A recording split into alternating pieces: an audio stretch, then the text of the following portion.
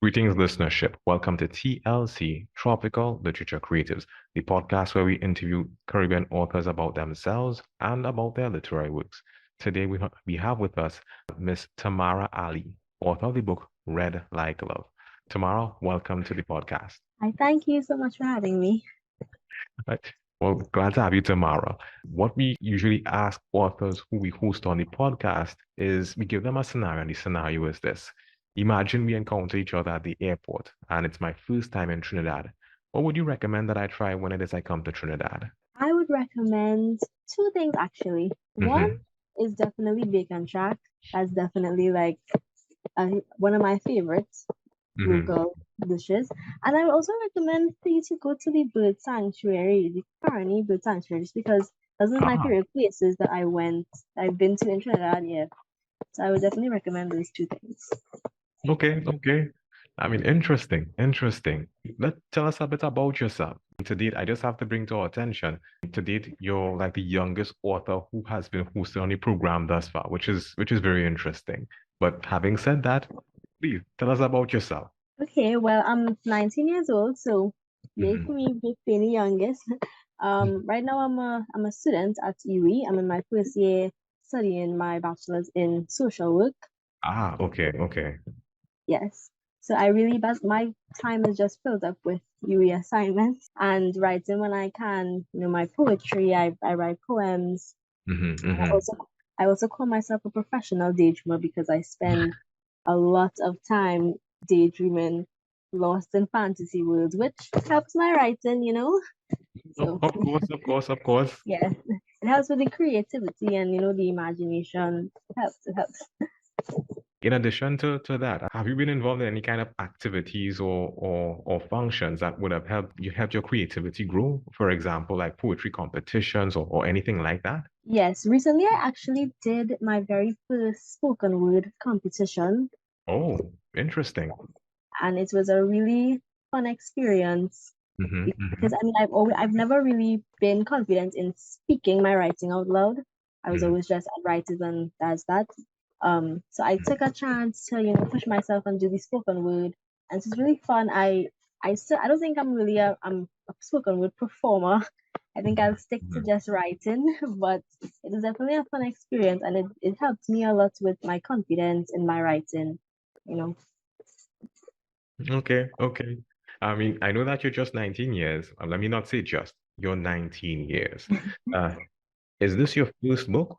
Yes, this is my first novel, my first published novel, I should say, because I've written like many books before, but I never really completed them or made them worthy of being published. And so this Red Like Love is my first published book, yes. And as that is the case, I mean, what was your inspiration for this book? Well, this book is basically inspired by my real life and some of my friends and their lives as well. I took inspiration from the average Caribbean teenager growing up and going through things such as falling in love for the first time and dealing with relationships and friendships. So that really was my inspiration to write. Also, I wanted to write stories for Caribbean teenagers to see themselves in. I read a lot of young adult books, of course, young adult contemporary, and it's always, the coming of age stories. They're always based in like America and the UK and the popular mainstream ones. And there's nothing wrong with that, of course. If the authors from that country, they write about their country.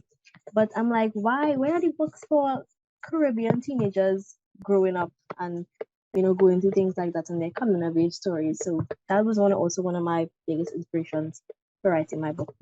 Okay, interesting. And I'm really glad to hear that because Tropical Literature Creatives, one of the reasons why it is that we are around here is to bring to light, or rather to show the variety in terms of what is available out there. Because a lot of persons are interested in books of your genre, but they just don't see themselves in it. So kudos. Yes, if it is that you do intend to write any more, we look forward to it. I do intend to write lots more because I want to represent the Caribbean and Caribbean teenagers especially in all the ways that they should be represented, you know. So, yes. Okay. Okay. Tina, this is your first book. I mean, your first undertaking of this nature. What did you learn from the process? I learned that writing an entire novel is definitely something that you have to have a lot of discipline for. Mm-hmm. For one, right? So sit down and actually complete it and write, not every single day, but often.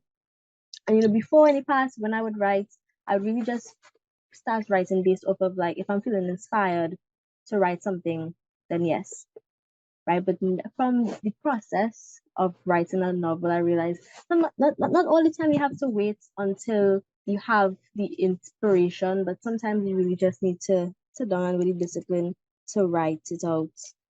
But when to get it done, discipline. That's what I learned. Discipline for writing a book, which hopefully will help me in my future novels that I wouldn't take as long to write them.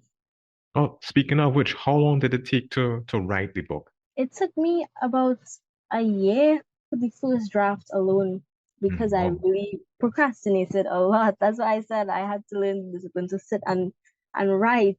I really procrastinated a lot. So it took me about a year to do the first draft alone, and then after that, another year for editing and stuff like that. So yeah, about 2 years. Okay. I mean, interesting.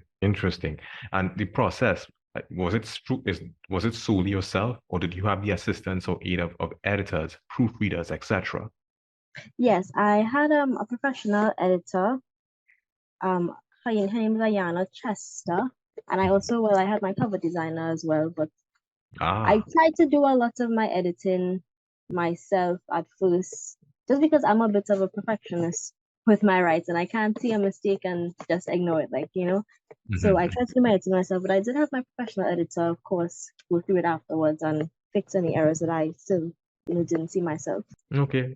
I'm just curious. The artwork for the book cover, etc. Was that something you were involved in? Yeah, well, my cover designer, it was Renee Yearwood of Yearwood Graphic Designs, and I told her the ideas that I had of what I wanted, Hmm. but I really gave her the chance to take my ideas and interpret it and come up with whatever she thought was best because I'm not really the best like visual person. So I just told her surface level ideas and she really did a good job interpreting it and coming up with something that I thought was really beautiful. In terms of the book itself, tell us a bit about the book? Not too much, huh? We don't want too much spoilers because we still want Mhm. to open the book. Yes. So tell us a little bit about the book itself. Okay, so Red Like Love, it is a young adult book. I mean, of course, anyone of any age, 15 and up, could read it, Mhm. but it's really for young adults, for teenagers. It's about a young teenage girl. Her name is Adara, and she basically falls in love for the first time. But through that falling in love, she also starts to learn about how to love herself and how Mhm. to respect herself, and she learns what love really is. The difference between love and lust, and just wanting attention or validation. So she falls for this boy and then she ends up falling for someone else. So there's a bit of a love triangle, but I can't spoil the someone else. Yeah. So there's the love Yeah. triangle there, and then she Hmm. has to figure out, which one is the real love and which one is just lust. Yes. And with figuring that out, of course, like she in the middle of that, she's also learning about self-love and her self-worth as well. Okay. Sounds like an interesting read.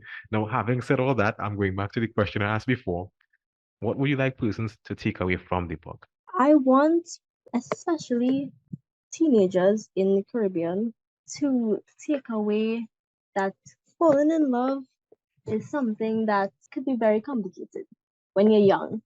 You don't think that you know what love is, and so it could be very, very difficult, and relationships could be extremely toxic because we're so young and we don't really know what a healthy relationship is, at 17. But I really want them to take away that real love, when you know real love, when you find real love, you know it. And Mm-hmm. there are certain things in the book that Adara goes through that it's not real love, it's really just lust and being kind of used. And I hope that when like teenagers can read that and they can learn, hey, if someone says or this that does this to you, that's not love at all, you know? Mm-hmm. Wow. Okay, okay. That sounds deep. Yes. Yes, I'm really into love stuff. So most of my writings and my poems and stuff are about love and I go deep with that. Okay, okay. I mean, seeing that this is your first book, can you tell us a bit about the publishing process? Was it seamless? Was it painless? Or were there complications with it? The publishing process was a bit difficult because I feel as though I self-published, so publishing in general in Trinidad is pretty difficult. We don't really have many publishing companies and, publishers and stuff to help you. So a lot of the authors I know, they self-published, which is what I did. So then you have to find your own editor, your own cover designer, and it can be really difficult if you don't have other support. Like I'm very thankful for my family support in helping me find the editors and the cover designers and stuff. Um, I would say, yeah, the publishing was just a bit difficult because Trinidad doesn't really have like we don't really put much value on authors and on writing and the publishing world, Mm-hmm. unfortunately. But Oh, because I had that support from my family and I watched a lot of YouTube videos on mhm. how to publish, the steps, what to do, it was a bit easier. But I do wish that in Trinidad we could kind of value writing and like books and authors more often so we could have more like publishing companies and stuff. Uh, Yeah. having gone through this process the first time, I mean, what did you learn from this process, the publishing process? Aside from what you mentioned, what Mhm. mistakes, what do you think you're not going to repeat for your next book? What did I not repeat? I I think I would probably number one, I would get beta readers. I didn't really know much about beta readers Mm-hmm. beforehand, which is if anyone doesn't know it, you get persons to read your book before you give it to an editor so that they Mm-hmm. could look at any like developmental issues or just critique it as a general reader would, that you could change things before you give it to the editor before you publish it. And I didn't really know much about that. So I definitely think next time I will try to get beta readers.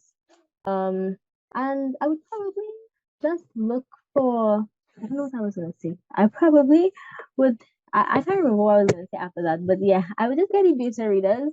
And I Mm-hmm. think I think I knew a lot about the publishing process because of those YouTube videos I watched of like other authors who make videos like telling you what to do, what not to do. So I feel like I did avoid a lot of mistakes. I'm just curious about something. You and Yui right now, correct?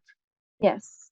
Uh, is there anything that you have observed in our education system that guides persons in terms of the writing process? For example, teaches you how to self-publish, teaching you how to be like an entrepreneur. I mean, from your perspective, would something like that help you in your process? Well, I feel like there are things that but I'm not in those classes. Like if you take like an English degree or you do something with literature, I think it would more be able to help you. I didn't choose those degrees because I really prefer to go into social work. But I do think that there are degrees that can help with those things and classes that can help like in English and literature and stuff like that. No, I was talking along the lines of self-publishing because I mean you said that you had to go through YouTube videos to help Oh. this.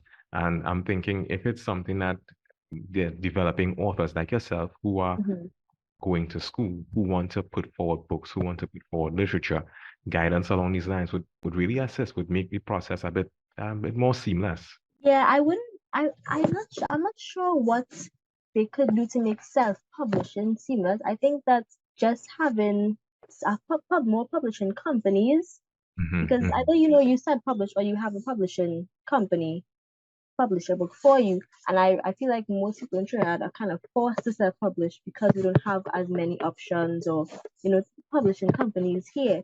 So I feel like Hmm. instead of having like how to better self-publish, we could have more companies and more persons who can do that instead. Like in America, they have less of publishing companies and agents and stuff to do that for the author. So the author can just focus on writing the book and then they sell it to the company, and the company does the editing and the work and all and the marketing and stuff. Whereas in Trinidad, we have to more or less do everything ourselves. So I feel like instead we should just have more options for publishing companies. Okay, okay. Mhm. I remember what you had spoken about, the takeaways that you want persons to have for the book, and seeing that you have intentions to go into social work. How would you feel if it is that the literature that you would have written, this book in particular, would have been adopted by, like, say, an educational institution? The same way that you have, Republic Readers in Trinidad to help persons to read, that you would Mhm. have your particular book to help persons along the lines of understanding like emotional intelligence, understanding the dynamics of dating and also of how love should be, or at least a template that they can use when it is that they're searching for love. How would you feel if it is that your book were adopted for something like this by an educational institution? Yes, so I'm going into social work because I really want to fight for social justice. And I say that in my books, I want to have some part of some type of commentary on social injustices or things like that, like, even if it's not the main focus. So in Red Like Love, actually, there are some topics about discovering your sexuality and Mm-hmm. things like that. There are characters that are members of the LGBT plus community in the book, Mm-hmm. and so it's not the main focus, but it does touch on it a little, pretty much a lot. It does touch on it and speaking about like how they can be mistreated, how the queer community in Trinidad especially can be mistreated, and especially when you're young, when you're a teenager, it's one thing to have to, be questioning your sexuality on top of living in a society that wouldn't accept you. So I think all of that does tie back to my love for social work and fighting for social justice. Mm-hmm. Mm-hmm. Yes. And in my future books as well, I hope to always at least have one little comment about something like that. Okay, so you want to use your book as a platform to bring certain matters of interest to the attention of the persons who are reading. Yes, yes, yes. Okay. Because I and bring especially representation because Uh, especially something like the LGBT plus community is like a very taboo thing. We don't talk about that in Trinidad. So to bring representation because there are people in the Caribbean who of course are part of that community and why don't they deserve to be represented as well? um, Having said all these things, if it is that a person wants to get a copy of your book, how can they proceed to do so? Well, right now my paperback format of the book is available on Amazon. And I Mm-hmm. do have an ebook format, which is on Amazon, Barnes and Nobles, Kobo as well. So yeah, but the paperback is unfortunately right now only on Amazon. Ah, okay, okay. I mean, I'm just curious. You're 19 years old, and a lot of persons they're not even considering writing their own book at your age. What advice would you give to the person who is, let's say, your age, or maybe even younger, who would have seen the things that you'd have accomplished and thought to themselves, you know what? I've seen Tamara did do this and get her book published. Maybe I want to get my book published as well. What advice would you give to them? I would tell them to really try and don't give up because something like especially writing and especially in the Caribbean, like I said before, it's not really um as respected. I've had a lot of people tell me like you can't really be a writer in Trinidad. Like that's not a thing. You can't be an author in Trinidad. That's not a thing. So I would say, first of all, make sure that you love what it is you're doing and have passion Mm-hmm. for it. Because especially for something like writing, it's gonna be a struggle. So love it, have passion for it, and don't give up. Even if you don't have support, it's good to have support, but even if you don't give up. Still try because No, you're very much capable of making it and fulfilling your dreams. okay, okay. Wise words, Tamara, wise words. Thank Uh, you. I mean, that brings us to the end of our interview at this point in time. I look forward to hearing more about the work that you're pushing out and even your offerings where the poetry competition is concerned. Yes. Well, I actually did not make it past the first round of the Oh. competition. But I mean, that's fun. I really just did it for the experience of, going up on a stage and performing my words. And maybe in Hmm. the future, I'll do something like that again, Hmm. performing poetry. I really did love the experience. It wasn't about the winning. I understand that. Challenging yourself and actually getting started. Yes. Okay, and that in itself is really impressive. Thank you. Thank you. Okay, all right. Thank you very much for your time, Tamara. We look Thank forward to you. listening. And for all the listeners out there, keep up the good work and tell us when it is that you come up with the next book. I will. Thank you very much. You've been listening to TLC, Tropical Literature Creators. If you've heard something of interest or something you like, reach out to us. Reach out to our authors. Follow us on social media. We look forward to hearing from you.